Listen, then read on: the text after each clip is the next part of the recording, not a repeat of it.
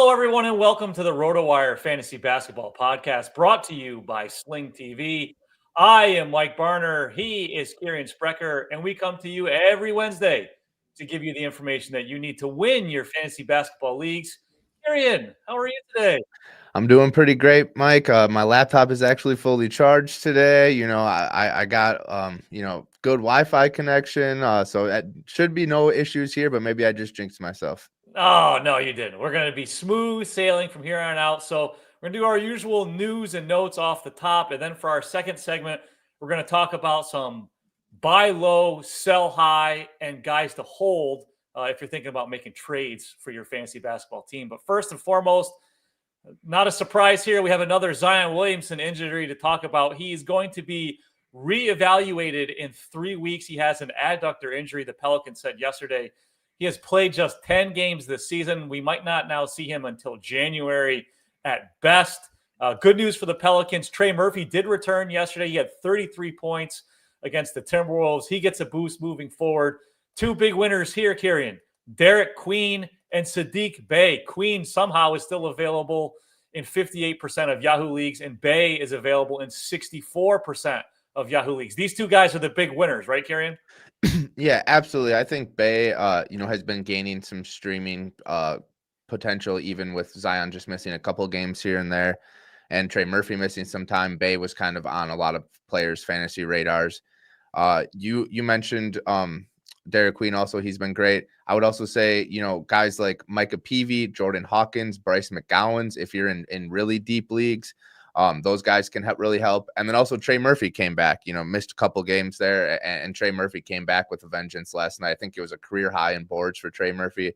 So yeah, I think there's a lot of fantasy juice here in New Orleans with this Zion news. If you're in a standard league, you're just really looking at Queen, Trey Murphy, and Saddiq Bey. But for those of you in deeper leagues, I think Micah Peavy has been pretty solid this year. And then Jordan Hawkins and Bryce McGowens are just kind of like, shots in the dark throws. Maybe they can score 25 for you one night, then 3 the next. But there's going to be a lot of, not mouths to feed, but there's going to be a lot of opportunities for these guys to capitalize on with Zion out. And it is reevaluated in 3 weeks. So 3 weeks could very, very quickly turn into he's not going to be back until mid-January. We talked about Zion coming into the season. He was in great shape. Looked like he had focused to getting himself in great shape. We were kind of like, what do you think? I don't know. Still, I mean, at this point, Kirien, I just can't draft him ever. I mean, I don't have him on any teams this year. I didn't end up getting him anywhere. But I think this further cements, like, you just can't take him, right? You just can't. No, absolutely not. And I think, we get on here a lot and we rag on guys like in Philly, the Paul George and Joel Embiid. And it's not like I've had a lot of questions about, like, is Victor Wembanyama injury prone? Is he in those categories? And it's like, guys, like, this has been Zion's entire career. Like, this isn't like Wemby had like a fluke thing last year. And then this year it's a calf, which is like the number one red flag. Like, just take a seat here. For all we know about Wemby, he wanted to come back right away. He didn't want to miss this much time. But the team is just being extra cautious. Zion, this happened when he was in college. This happened, you know what I mean? Like, this is just an ongoing thing with him, and it's just something that you have to. It's built into his fantasy profile at this point. And even when he does come back, you get excited about the 1 or 2 games, but he's never going to play the second half of back-to-back. So unless you're in daily lineup leagues, there's just really no reason to draft a guy like Zion, especially when he's going, top 50, top 60. And some more injury news. Jimmy Butler left the Warriors game yesterday against the Thunder with left knee soreness. Now, the Warriors can really not afford to be without Butler. They said after the game that Stephen Curry is going to miss at least 3 more games with his quadricep injury.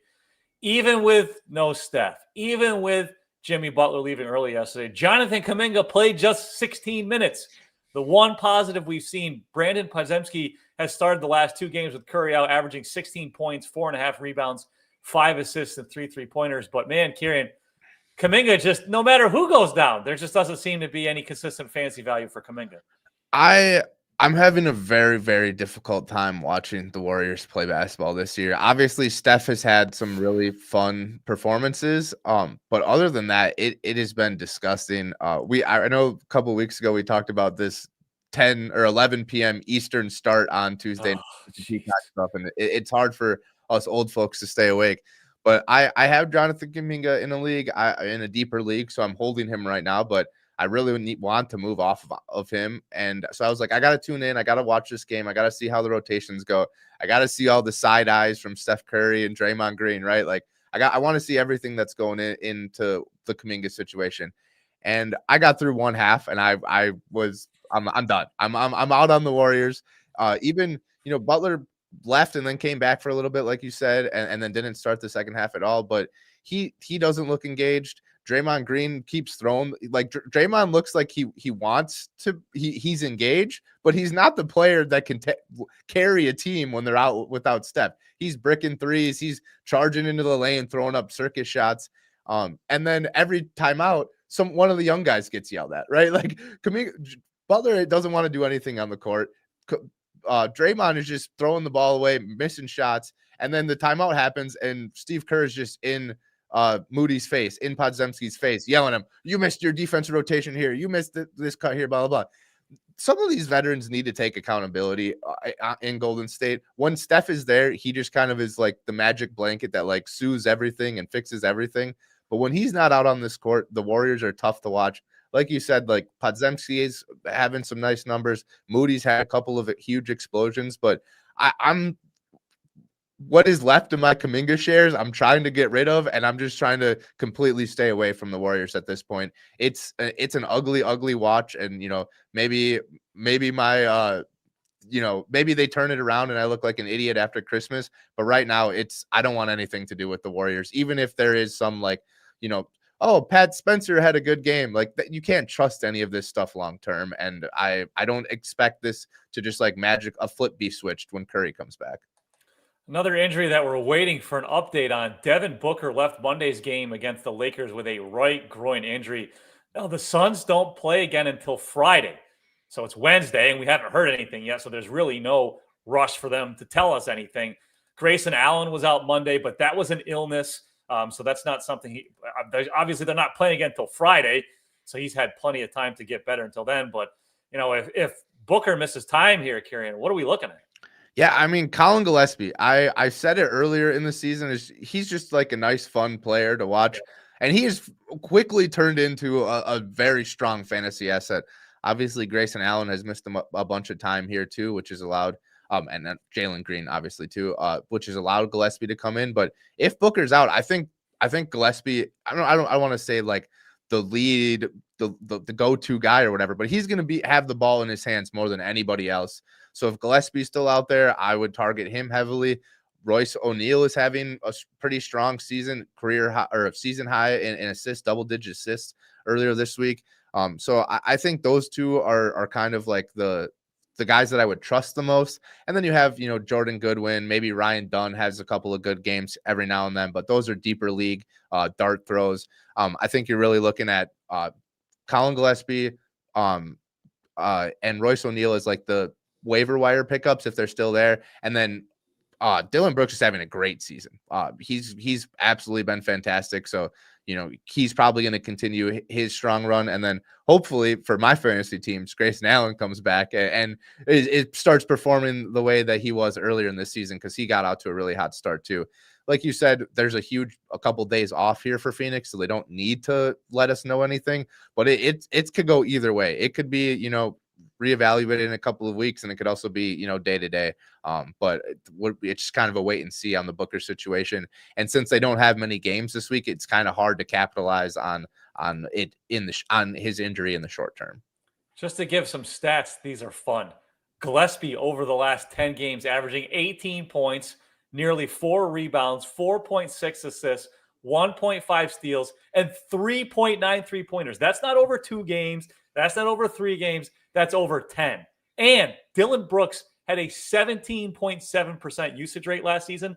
It's 29.1% this season. So you talked about that. Those two guys, those are just a couple of fun stats to piggyback on what Kirien said. Now, another injury Jamal Murray is questionable for Wednesday's game against the Pacers with an ankle sprain. He has only missed one game all season. The Nuggets can ill afford to be without Murray. Aaron Gordon's out. Christian Brown's out. So if we get no Murray tonight against the Pacers, who are generally a fantasy-friendly opponent, probably Bruce Brown, Tim Hardaway Jr., are those our streamers for tonight? DFS plays, Kirien? Yeah, absolutely. With the Aaron Gordon and the Christian Brown injury, I was kind of waiting for Bruce Brown to kind of have a little bit of a resurgence, kind of see the Bruce Brown production that we saw when the Nuggets won the championship with Bruce Brown. That hasn't really happened yet.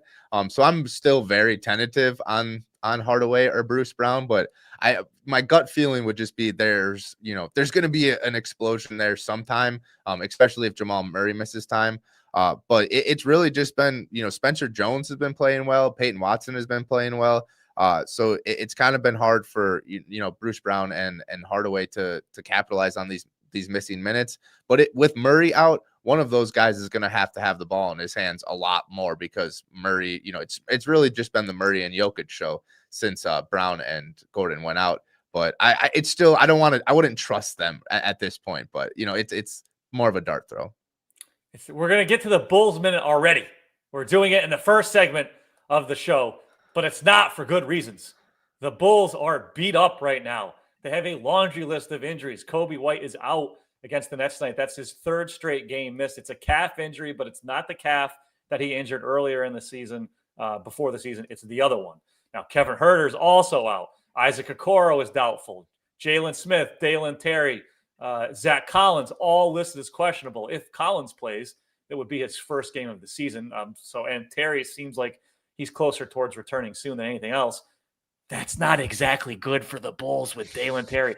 But at any rate here, so who we got to boost moving forward? We got Ayo Dosunmu and Trey Jones, right? It's their time. Yes, absolutely. Trey Jones, had the super strong start to the season, kind of tailed off here a little bit, but Trey Jones is a must start with all of these injuries. And I would say Dosunmu, I would have Trey Jones over Dosunmu just because of the defense production that Trey Jones has brought and the assist. I love Dosunmu. His game his numbers have kind of looked different this year. In previous years, he didn't score as much, but he got more rebounds and assists and more defensive production. This year, he's scoring at a super efficient clip, but those assists, rebounds, and defensive production are just slightly down. So I think Trey Jones has a little bit more value than Dosunmu, but I think both of them are very, very strong plays with all of these injuries in Chicago. This isn't really a fantasy basketball topic, but it's a topic we want to talk about nonetheless. Late last night, maybe while many of you were asleep, the Clippers are releasing, they're getting rid of Chris Paul, who was on his swan song retirement tour with his old team that he was so successful with. So now we talk about, where is it? What happens? I would assume he's going to play. He's going to try to sign with another team, Kirien, but what's a landing spot for Chris Paul? I mean, he's obviously not going to have an impact, but what's a good team where he could finish what should have been his swan song with the Clippers? Yeah, I mean, I think you said it before we hopped on the show. I think the Nuggets make perfect sense with all of the injuries, and we don't really know what's going to happen with Jamal Murray. I think there's a strong sense that he may not be able to help a contender. So I don't know how many he played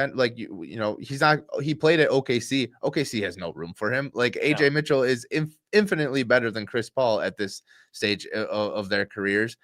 So it's going to be interesting. Maybe Minnesota, they've struggled in clutch time, but then you have Chris Paul and Mike Conley. Like that just seems like a redundant retirement home at point guard. So I'm not really sure where Paul lands. I don't think anybody is going to trade for him and give up assets to get him. So I think this is just going to be the Clippers hold on to him for a little bit. He's not with the team. Then they end up waiving him and he goes and joins one of those contenders. But I think you nailed it with Denver. That would make the most sense to me in terms of like joining a contender that actually would need to play him and where he could actually contribute a little bit. The other one that came to mind is the Rockets, just because of no Fred VanVleet. Yeah. Chris Paul played there before. It wouldn't hurt them to have a veteran on the bench there. But I personally would love to see him go to the Nuggets because I think that's his best chance to get a title. Not that he'd play a key role or maybe not even play at all in getting that title, but it'd be nice with all those accomplishments as he's had in his career to give him a chance to earn a ring. Well, now we're going to talk about some guys to buy, sell, or hold if you're looking to make a trade on your fantasy team. But before we do that, a word from our good friends at Dabble. Dabble isn't just another DFS app. It's the ultimate social platform where you can connect with other fantasy sports lovers. Dabble lets you win big. You can win up to 5,000 times your money this basketball season. Starting with Dabble is easy. New users get $25 free when signing up. No deposit necessary. Check out the link in the episode description below to download Dabble now. All right, Kirien, so we're each going to talk about one guy to buy low on in a trade, one guy to sell high on in trades, and one guy to hold. Either they're off to a hot start and you think they can continue it, or they're off to a slow start. Maybe their value is at its low, so hang on to them. They're either going to come back, or maybe it's just their value is so low right now, there's no point in getting rid of them. So first, let's start out with a guy to buy low on. Who is someone that you want to buy low on, Kirien? Yeah, so I'm buying low on Darius Garland. I know, a couple of weeks ago when he was coming back from injury, I was very hesitant. I was like, both of us were toe injuries. When you are a guard that cuts all the time, that's tough to come back from. You're constantly putting pressure on your toes when you're cutting and trying to be quick, with your lateral movements. He came back and then everybody was excited, and then he missed more time, and now he's just kind of been in and out of the rotation. I think anybody that's rostering Darius Garland or who spent high on Darius Garland in drafts is very frustrated right now. And I think maybe they're at the bottom of the standings, and you can do a little coercion and send them a respectable offer and reap the benefits of Darius Garland in the second half of the season. Look, the Eastern Conference is wide open right now. I've been on record. I don't think the Knicks or the Cavs are very convincing. I think the Pistons are fun, but I'm not without.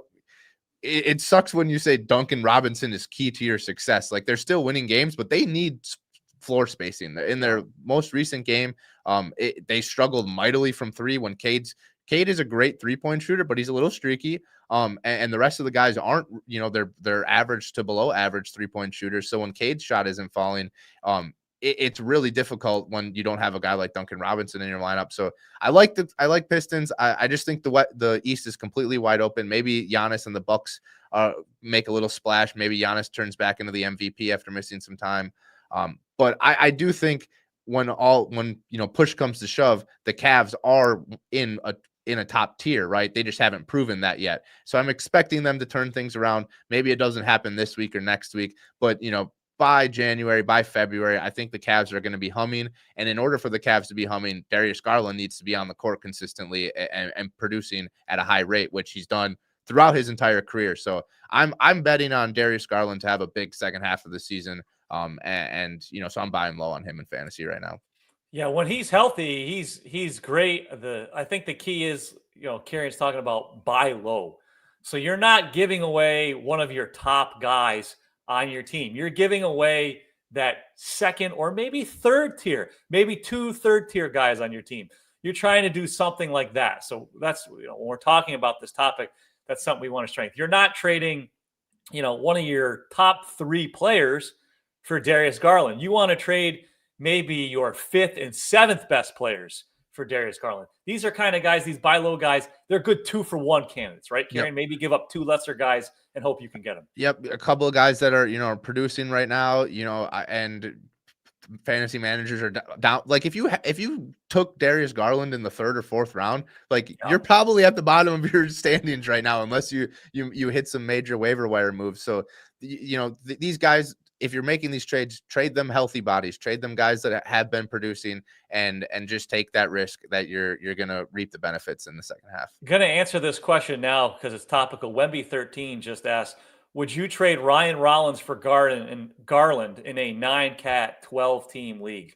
I would, simply because I think you've got much higher upside with Garland. So I would make that trade. You're kind of buying low and selling high, although I am going to talk about Ryan Rollins in a little bit, but I do like that. What about you, Kirien? Yeah, absolutely. I like Ryan Rollins. I think we'll see what happens with the Kevin Porter Jr. second injury. He came back and was playing fantastic in that game before he got hurt again, but he's questionable, so he shouldn't miss much time. I think rest of season, Rollins is a guy that can produce offensively on any given night, but really his value is tied to that defensive end. And then Garland, he was a top, a top 50 pick for a reason. The dude can ball out and has way higher of an upside, even though we saw, what Rollins did early in the season. Garland is the better overall player and will be in a better situation once he's, fully back to 100%. For my buy low guy, I'm going to go with Naz Reid. His production is slightly down this season. He's averaging 3 fewer minutes per game than last season. The key there, though, is Julius Randle and Rudy Gobert have both not missed a game. They've been very healthy. Now, last season, there was a 17-game stretch where at one point, either Randle, Gobert, or both of them were not playing. During that span, Reid averaged 18.3 points, 9 rebounds, 3.2 assists, 1.3 blocks, and 2.8 3-pointers. That is elite overall fantasy production. It only takes one injury to Randle or Gobert.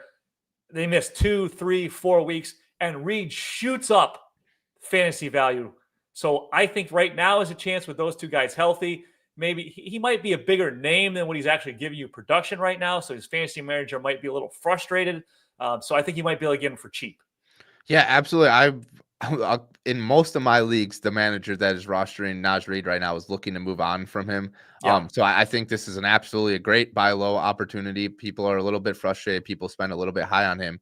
But when you look at his numbers, like he's still a quality, like even when he's, quote unquote struggling, he's still putting up some decent fantasy numbers. It's just not as strong of fantasy production as the managers want that invested highly in him, right? So I definitely think you can take advantage of a little Naz Reid thing. And the Timberwolves, they've been fine, but they've just really struggled in clutch time right now.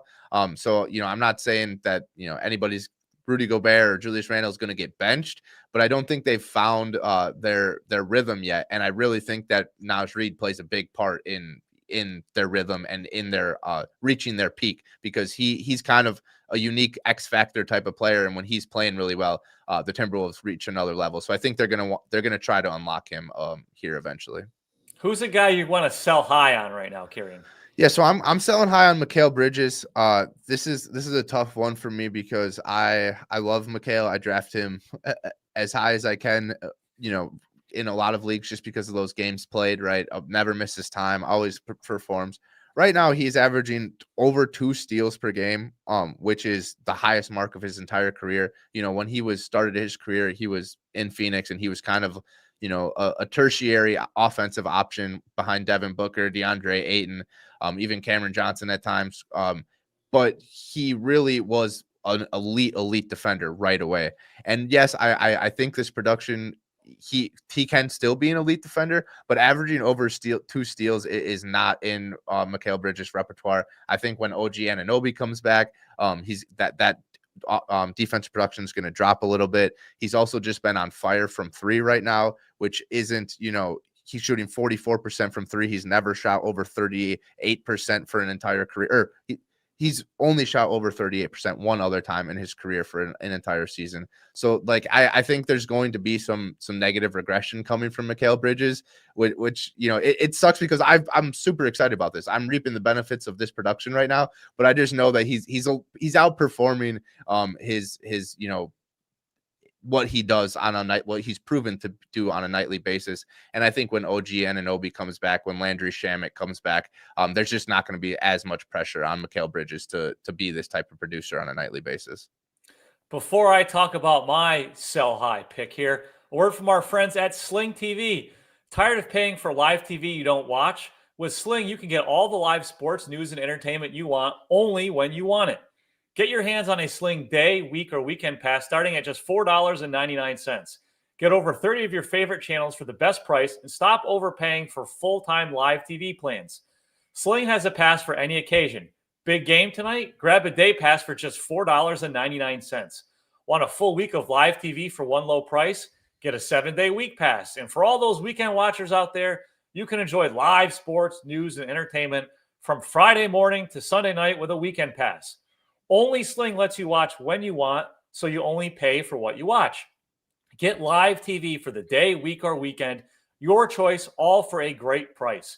Watch live TV on your terms, starting at just $4.99. Sling lets you do that. Visit sling.com/deals today and tell them RotoWire sent you. All right, so my sell high guy is LeBron James. Now, it's not exactly because of his stats. He's averaging 15.2 points, 4 rebounds, 7.2 assists, and 1.4 3-pointers a game, shooting 46% from the field. My big concern here, he's only averaging 12.6 shot attempts per game. He's never averaged fewer than 18.1 shot attempts per game in a season for his career, so his usage rate is way down. Sadly, I think that's a trend that we see throughout the rest of the season. This is Luka Doncic and Austin Reeves' team. LeBron James probably has more fantasy value right now based on his name than he does his actual production. I think he will be a great source for assists because he has those two guys to score when he's passing them the ball. But I think his points and his rebounds are going to be way down. I think he's going to sit any chance he can, any sort of nagging injuries, back-to-backs. He's not going to play. The guy's 40 years old. He's allowed to take some time off now. So I think LeBron James is probably worth more based on his name and pass production. So you're not selling high on him because of his stats. You're selling high on him because of his pass stats and his name. Yeah, I'm totally on board with that. I wasn't really targeting him in any leagues anyways, but if he did fall to you and then you suckered, or you dealt with the long absence and now he's playing again, his value is probably at its highest that it's going to be this season. You can get rid of him. My first hold player is VJ Edgecombe. I love VJ. I think he's a fantastic rookie, but the perception of his fantasy value has just gone up and down, right? He had the huge 34-point performance on opening night, and everybody's like, oh my goodness, this kid he's going to take the league by storm and blah, blah, blah. Since then, he has scored 20 points only twice. And since missing 3 straight games due to a calf injury, he's come back and he's played 21 minutes, 24 minutes. He's totaled 16 points during those 2 contests. So I can understand there being some frustration for managers that are rostering VJ Edgecombe right now. And they are, what do I do with him? Do I move on from him? Is he going to bounce back? I don't think he's going to be a 25-point scorer. That's never been his game. But this dude can stuff the box score. Once he gets fully back into that 30-minute role, I think that the stats will start to come in large quantities. Before his 3 games absence, he was averaging 37 minutes per game, right? So maybe he had a little too much, too many minutes early on in his career. Then that led to the injury, and now they're going to be a little bit cautious. But I think eventually they're going to want him to be back playing, even if it's not 37, 33, 32 minutes per game. And we never know what's going to happen in Philly. So maybe when Paul George misses more time, he'll be back into that role. But I'm firmly holding VJ right now. And like I said, I'm not expecting him to score 34 points every night, but he does enough around the box score to be a very serviceable fantasy player, even in standard leagues. He was so good so early on that he completely threw off our realistic expectation. Yeah. We're not even 2 months into his rookie season, okay? You're not supposed to put up numbers like that right off the gate. You're not supposed to look like the next Dwayne Wade right out of the gate. I think this is a great call here. You don't want to sell low on him because his value is probably at as low as it's been all season now. Yeah. You don't want to drop him because there's a clear path to him to play. Worst case scenario, between 28 and 32 minutes a night. And with his ability to do so much across the board in stats, yeah, I definitely think that VJ Edgecombe is someone you could hold. I'll close out this segment hinted at. I'm going to go. My hold guy is Ryan Rollins. Now, the 2 games since Kevin Porter Jr. came back, were they great for Rollins? No. 10 points, 4 assists, but he played 31 minutes against the Nets. 14 points, 5 assists, played 30 minutes against the Wizards. Lots of minutes, bad teams, not great stats. So, is that a little concerning? No, I'm not concerned because this Bucks team has no depth. Now, you talked about Porter is already questionable again. It doesn't sound like it's a long-term thing. Maybe he misses another game or 2. Even if he plays and he's playing alongside Giannis, there are not enough guys on this team to worry about Ryan Rollins playing 20 minutes a game. He's probably still going to start. He's already been starting next to Porter. He's probably still going to play between 28 and 31 minutes a game. With his ability to do enough in points, assists, and steals and threes, I still think Ryan Rollins is someone to hold on to. Yep, totally agree. You said points, assists, steals, and 3. Really, for me, it's just the assist and steals. He can be he can be a fine fantasy option, just giving you those two categories. And then the points and threes are kind of just, the cherry on top of the ice cream sundae for me. I think Rollins is a very fine hold. And I think, like I said earlier, I think the Bucks can make a little bit of noise if Giannis gets back to looking like an MVP candidate, which he was at the beginning of the season.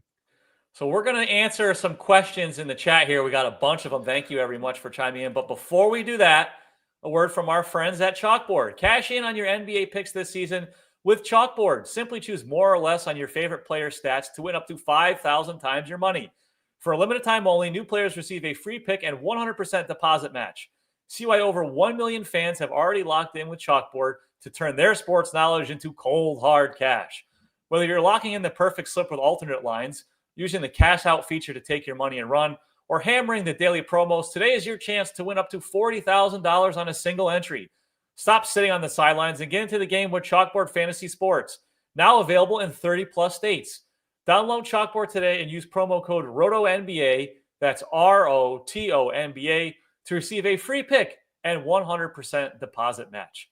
All right, Kirien, we're getting close to the best segment in all of the podcast universe, so you can call Uncle Bob and Aunt Janet, and maybe you still have a few straggler relatives hanging out at your house from Thanksgiving. You can get them all into the rooms for what was that stat lines of the week. But before we do that, let's answer all these glorious questions in the chat. All righty. Wemby says, hi, guys. 9Cat, I have good guards and Edie, Turner, KP, and Culk. Would you do Culk for Davion Mitchell? If you have good guards, I don't know why you'd want to lose one of your bigs for Davion. I think Culk for Davion is a fair trade depending on what you need. I think Davion's going to be fine even with Tyler Hero back. And Culk has been solid, blocks, rebounds, and field goal percentage. What are your thoughts on Kalkbrenner for Davion Mitchell? It's a fair trade. Depends on what you need. If you need a center, I'd keep Kalkbrenner. If you need a guard, I'd go Mitchell. I think they're that close, and it strictly comes down to what does your team need? Yep, totally. Prince Fountain says, good morning, guys. 10-team 9Cat looking for some insight on Jaren Jackson Jr. Will a Ja Morant return help his play? Yeah, Jaren Jackson has been a major talk around the NBA recently. Zach Edey comes back, and Zach Edey looks pretty dominant, and Jaren Jackson just really hasn't, reached his potential. What are your thoughts on Jaren Jackson? He's not blocking shots. I mean, that's what we need from him because he doesn't rebound. Yeah. He's a big guy that doesn't rebound. So if he's not blocking shots and hitting threes, then you got a guy who scores 16 points a game, hits some threes, doesn't rebound, is not giving you a lot of defensive stats. So his value is at its lowest right now. He's not a buy low guy for me because that Grizzlies team, they play a lot of guys in short bursts. They don't play somebody 35, 36, 37 minutes a game. It's a lot of 29s, 30s, 31s. I don't know. I'm worried about Jaren Jackson Jr. He's not a guy that I'd want on my team. Now, I'm not selling him for nothing. Yeah. But he's not a guy I'd want on my team. I totally agree. The defensive stats have been in decline for multiple years. Yeah. And then every time Ja Morant misses time, it's like, oh, well, Jackson's going to have more of an offensive opportunity. But he doesn't pop enough for how poorly efficient he is, right? So I'm like you said, you can't give him away for nothing because he still has good games every now and then, and he's a good player. But that upside is just he's never going to reach that upside that we thought he had a couple of years ago. Wemby, what are your thoughts on Danny Baby Jokic Wolf? Start watching Nets games for him. Yeah, I think you got to tune in at least a couple of Nets games to watch Danny Wolf. My biggest thoughts on Danny Wolf was that he was playing in crunch time last night. So I think that was last night. My timeline is way off with after the holiday weekend. Whenever the Nets last game was, he was playing in the final minutes. He made a big dunk.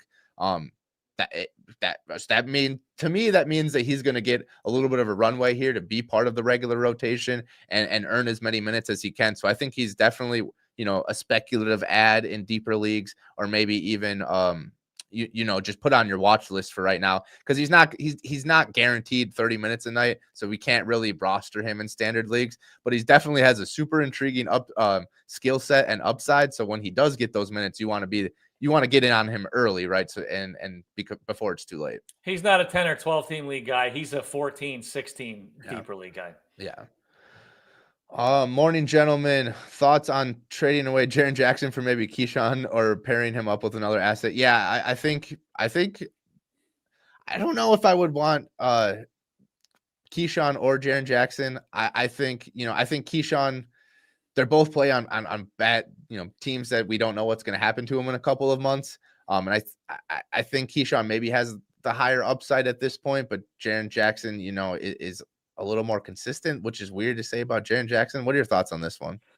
I definitely wouldn't want Keyshawn George there. I like the idea of pairing Jaren Jackson. Anthony said, do I pair him with something else Yeah.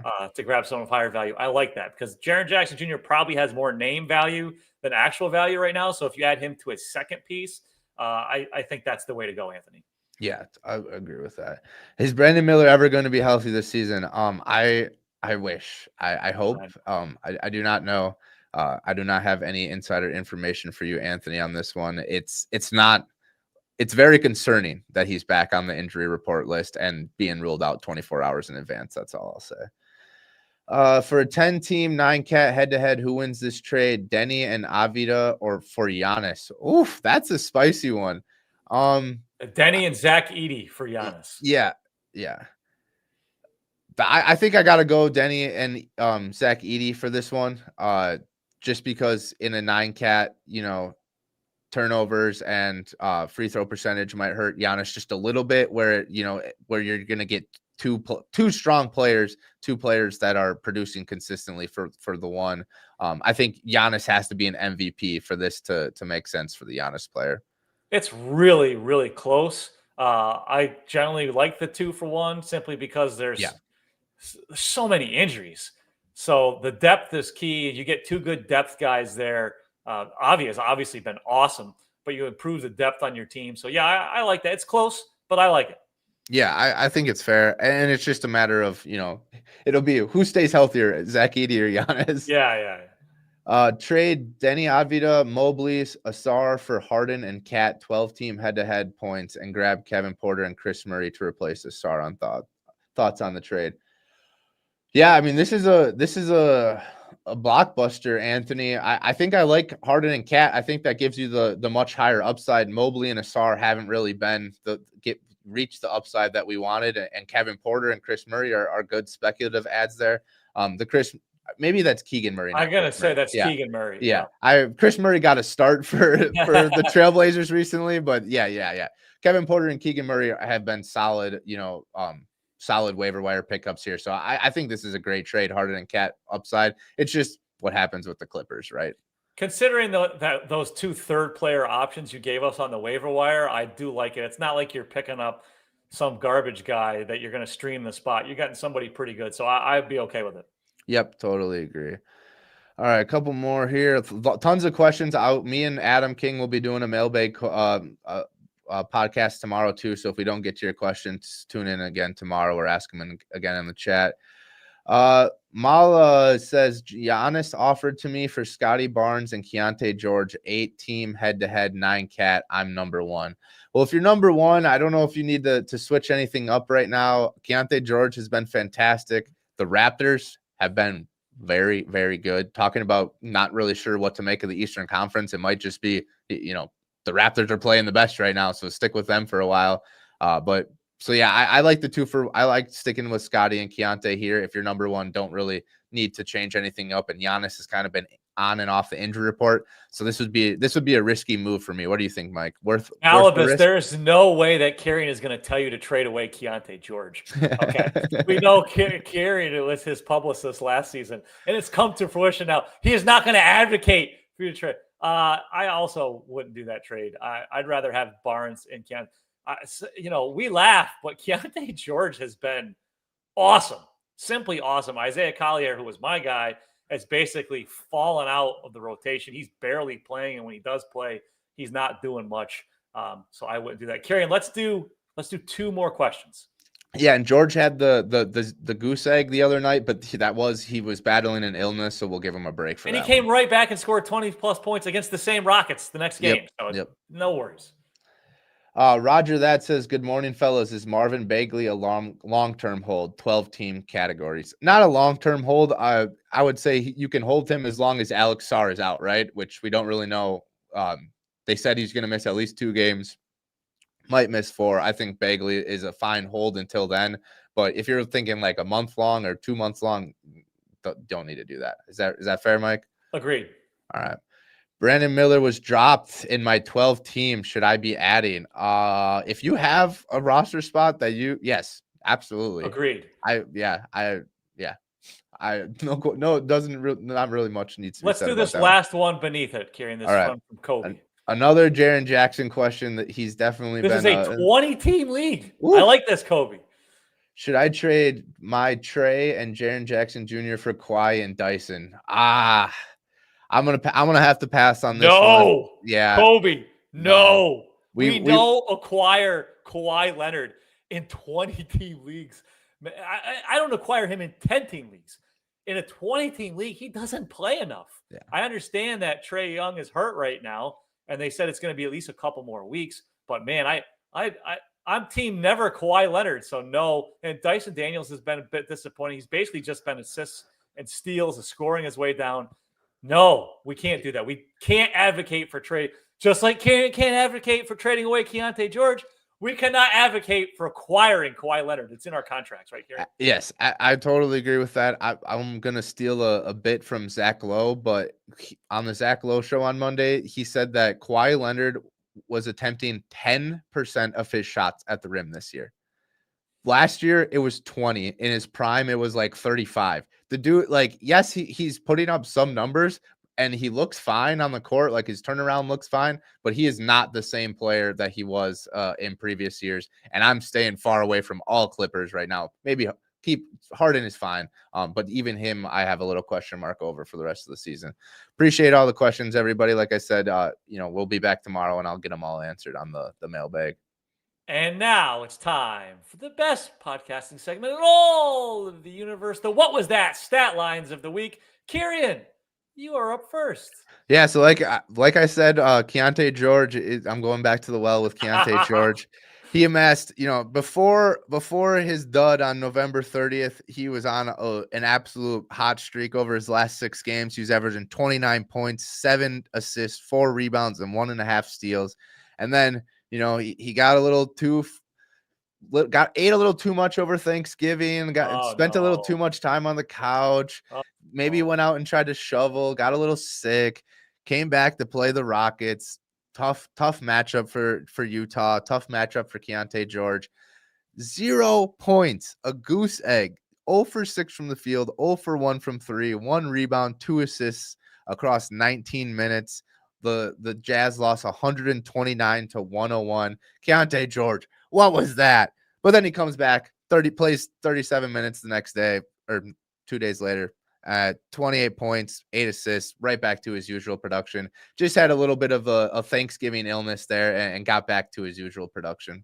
Moral of the story: check the temperature of your turkey. It has to be at least 165 degrees on the inside. 2, wash your hands after the relatives bring their kids over. As a dad, I know you get sick all the time with these kids coming from all different places. What was that stat line of the week? I want to talk about Nembhard. No, not Andrew Nembhard. Ryan Nembhard on Monday had 28 points and 10 assists. He played 35 minutes against the Nuggets. What was that? That was fantastic. He shot 12 for 14 from the field, 4 for 5 from behind the arc. He didn't turn the ball over once. He didn't. No turnovers. He started 3 straight games. The Mavericks desperately need a point guard. Ryan Nembhard is widely available in all leagues. This guy has a chance to make an immediate impact for the Mavericks. Kyrie Irving is nowhere near close to coming back anytime soon. He's a great option. He can just throw the ball into Anthony Davis and Cooper Flagg and all these other guys. He's not going to score 28 points and shoot 12, 14 from the field. But my goodness, if you need assists, Ryan Nembhard, 28 points, 10 assists, no turnovers. What was that? I'll tell you what that is. That's one of the top guys to add off the waiver wire right now, Kirien. Totally agree. And this has been Ryan Nembhard's game for a long time. He led the nation in assists at Gonzaga his senior year, almost 10 per game. Like you said, Cooper Flagg, playing him at point guard, maybe it was good for his development early on. But Cooper Flagg and Anthony Davis are both guys that need to be fed the ball at their spots, and they'll be way more efficient. Nembhard can do that. I think has long-term upside here, but definitely one of the top, streaming options this week. But I do think there's some long-term upside there for Ryan. And with that, that is the end of today's RotoWire Fantasy Basketball Podcast brought to you by Sling TV. Thank you, everyone, for watching and listening, and for all of you who put comments into the YouTube channel. Remember, we've all got lots of questions. Kirien's got answers. Tomorrow, Kirien has got you covered. Until then, Kirien and I will talk to you next week to give you all the information that you need to win your fantasy basketball leagues. Thank you, everybody, and have a good night. Good luck, everybody. Hopefully Victor Wembanyama comes back soon.